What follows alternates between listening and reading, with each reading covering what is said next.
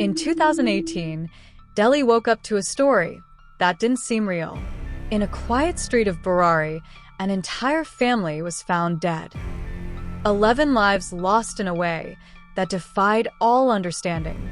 The news quickly reached every corner of India, leaving people in shock, and the nation desperate for answers. Years have passed, but the truth behind that day still hides in shadows, making it one of India's most haunting, unsolved mysteries.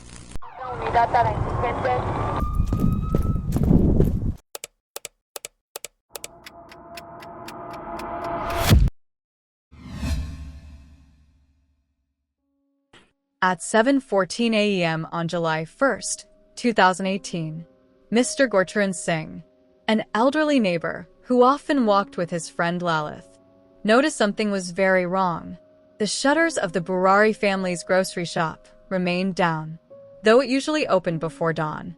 Concerned, he went to check on their home on Street 4, Santnagar in Delhi, and saw the front door unlocked and ajar. He pushed open the gate. What he saw inside froze him in his tracks. 10 members of the same family were hanging by wires from a metal grill on the first floor. Their faces were covered with white cloth, their mouths sealed with tape, and cotton pressed into their ears. Some of the bodies had their hands and feet tied. In a nearby room, laid 80-year-old Narayani Devi on her bed, strangled by a similar loop of wire. Mr. Singh ran back, shouting for help, and within minutes, the Delhi police arrived to secure the scene. In just minutes, the quiet street was surrounded by cops, journalists, and hundreds of confused, terrified onlookers. Before that morning, the Chundavats, also known as Burari, appeared like any other family in Burari village in India. They had moved to this 3-story home from Tohana, Haryana, about 20 years earlier, and ran 2 businesses on the ground floor, a small grocery shop and a plywood store. 3 generations lived under one roof. The matriarch was Narayani Devi, who was 80 years old. Her widowed daughter, Pratibha Bhatia, 57 years old. Pratibha's only daughter, Priyanka, was 33. Narayani's elder son, Bhuvnesh Chundavat, age 50, who was married to Savita. Savita was 48 and the mother of 3 children. Their daughters, Neethu and Manu, were 25 and 23 respectively. Their son, Dhruv, was 15 years old. Narayani's younger son, Lalit Chundavat, who was 45. He was married to Tina, who was 42. Lalit and Tina's son, Shivam, was 15. Each adult contributed to the family's income. Bhuvnesh and Savita handled the grocery shop. Lalit and Tina managed the plywood business, and Pratibha oversaw household affairs. The 2 teenagers attended local schools, but also helped in the shops after classes. Neighbors described the Chundavats as polite, well-dressed, and business-minded, never giving any hint of the darkness that lay hidden. When Delhi police officers arrived at 7:30 a.m., they sealed off the Chundavat home. They entered the ground floor shops first. Both the grocery and plywood shop shutters were still down.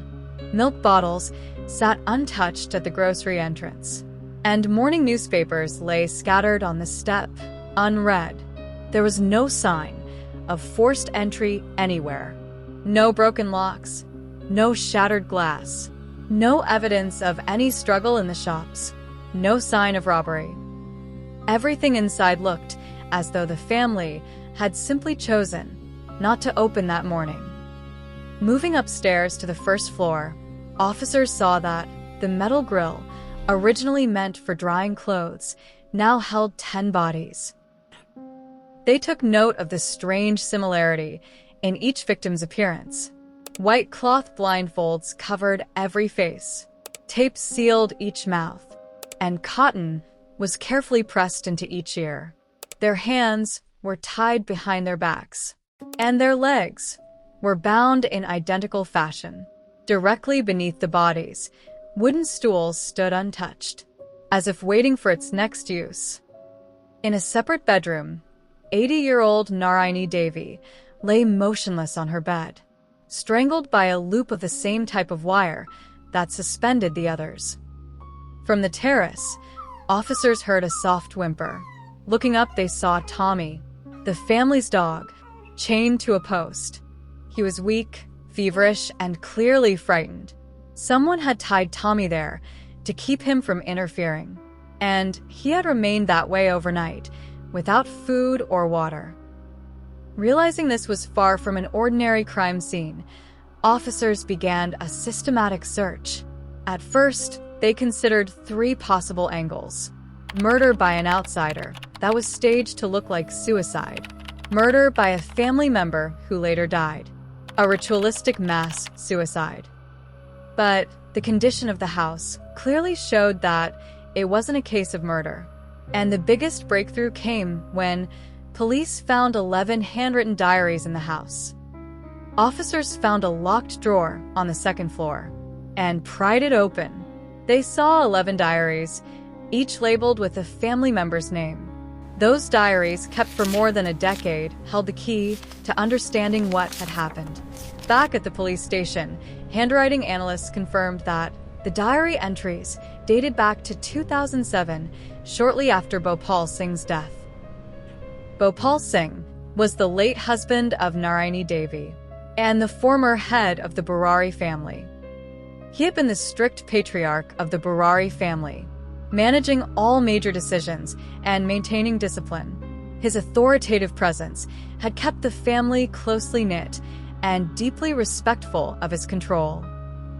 The entries were written in neat Hindi script, with occasional English words. They spoke of daily prayers, offerings, and special Thanksgiving rituals meant to protect the family from harm. Over time, these entries grew darker, describing how to ward off evil spirits, how to perform a ritual every 11 days, and finally, how to carry out a final act of Thanksgiving that would supposedly free the family from suffering. Reading the diaries, investigators learned that after Bhopal Singh died in 2007, Lalit began claiming his father's spirit had appeared to him in dreams. Lalit wrote down every instruction the spirit gave him, what the family should eat, what prayers to recite, how to light incense, even which days were unlucky. At first, the other family members were skeptical, but Lalit's fervor was contagious. His sister Priyanka and cousin Neetu helped him keep the diaries. By 2018, the Chundavats believed these diaries were sacred.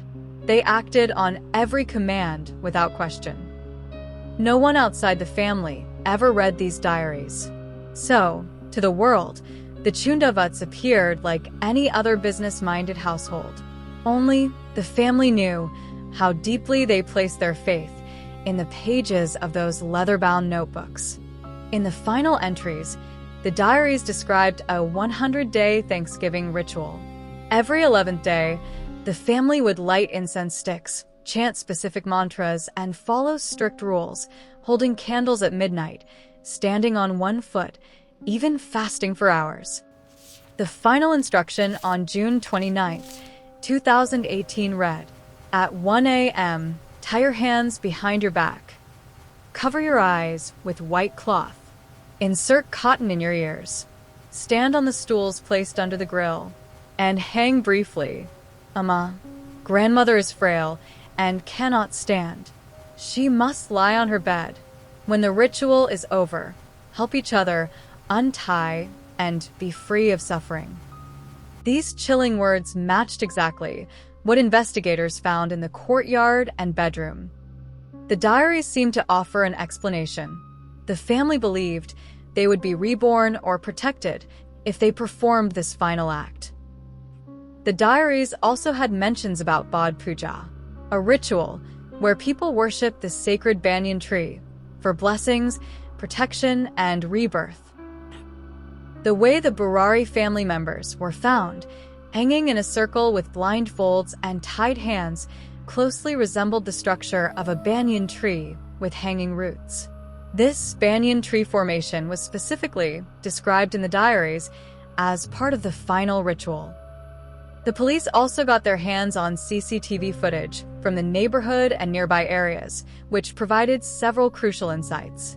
CCTV footage from outside the house showed no outsiders entering or leaving the house on the night of June 30th to July 1st. On June 30th, at 10 p.m., Savita was seen carrying 5 stools into the courtyard and positioned them under the grill.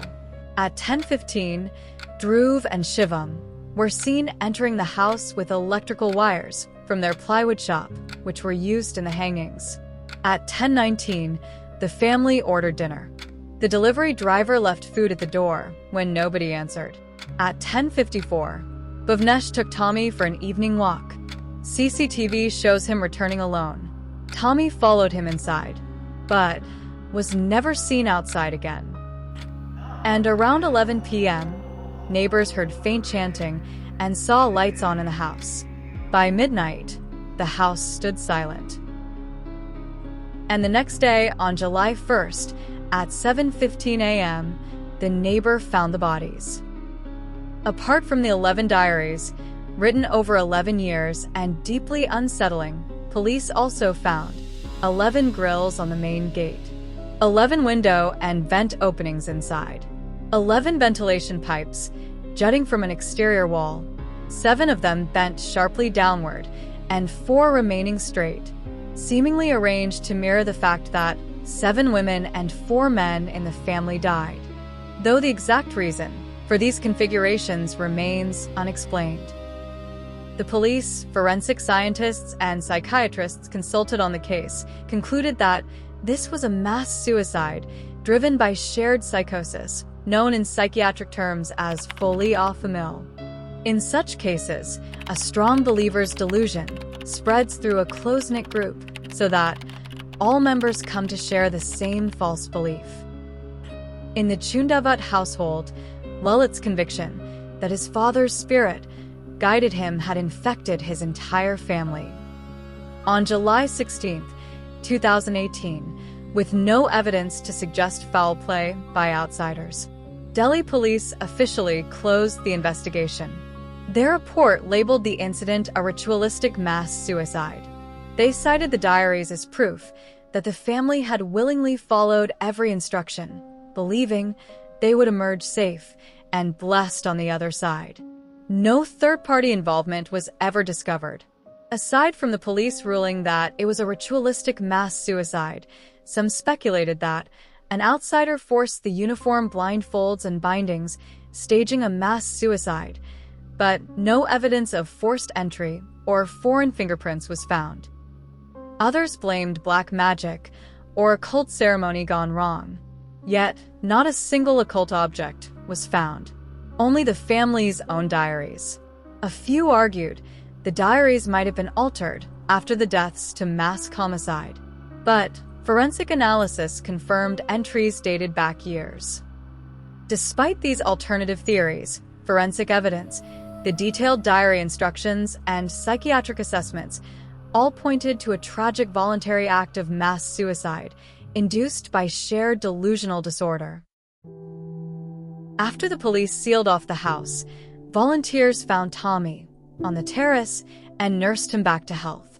Neighbors reported hearing faint chanting from inside the locked, empty home, which stayed sealed for weeks.